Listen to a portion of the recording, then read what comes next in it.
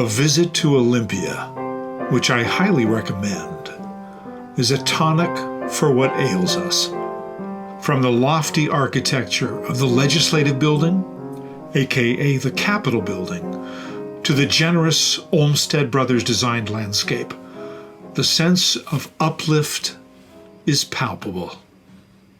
As in our nation's capital, the edifices of government were designed to reflect neoclassical themes of the Enlightenment, plus a shout-out to ancient Greece, the birthplace of democracy. In an era when increasingly questions arise about the legitimacy and efficacy of our democratic republic, these soaring expressions of harmony, proportion, and humanism offer enduring comfort. First, a few pertinent facts. Our state capitol building at 287 feet is the tallest masonry dome in the United States, and among the tallest in the world. The dome itself weighs 30.8 million pounds. The building's exterior is made of warm-colored Wilkeson sandstone from Pierce County. Built to last, the structure has survived 3 major earthquakes, most recently the Nisqually earthquake in 2001, followed by 3 years of seismic upgrades and structural rehabilitation. In their authoritative overview, Temples of Democracy, the state capitals of the USA, architectural historians Henry Russell Hitchcock and William Seal suggest that in Olympia, the American Renaissance in state capitol building reached its climax. The long road to achieving this ideal began when Olympia founder Edmund Sylvester donated a 12-acre bluff as a site for the territorial capital. In 1856, the legislature moved into a 2-story wood frame building on the site, which served first the territory and then the state until 1903. Early plans for the Capitol campus had been shelved following the 1893 financial panic. The governor authorized purchase of the Thurston County Courthouse, in whose cramped quarters the legislature met beginning in 1905. In 1911, a new state capitol commission held a nationwide design competition enlisting Seattle architect Charles Bebb to serve as lead judge. Out of 30 mostly local submissions, 2 architects from New York City seized the prize.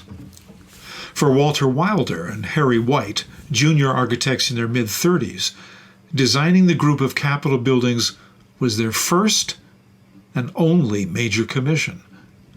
Unexpectedly, their work stretched over the next 18 years.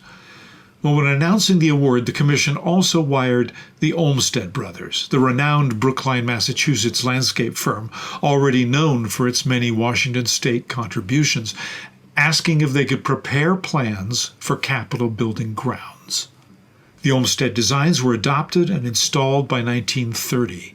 Their addition of verdant gardens, trees, and wide boulevards completed our state's graceful, human-scaled homage to nascent democracy in a city quite fittingly named Olympia. In our first then photo, on October 13th, 1926, midway through construction of the Doric colonnaded Capitol building, its masonry dome peeks through scaffolding, 1 foot shorter than the iron dome atop the U.S. Capitol building in Washington, D.C. In our second then photo, the former Thurston County Courthouse, purchased by the legislature in 1901, served as the state's Capitol building, housing both legislative and executive offices from 1905 to 1927.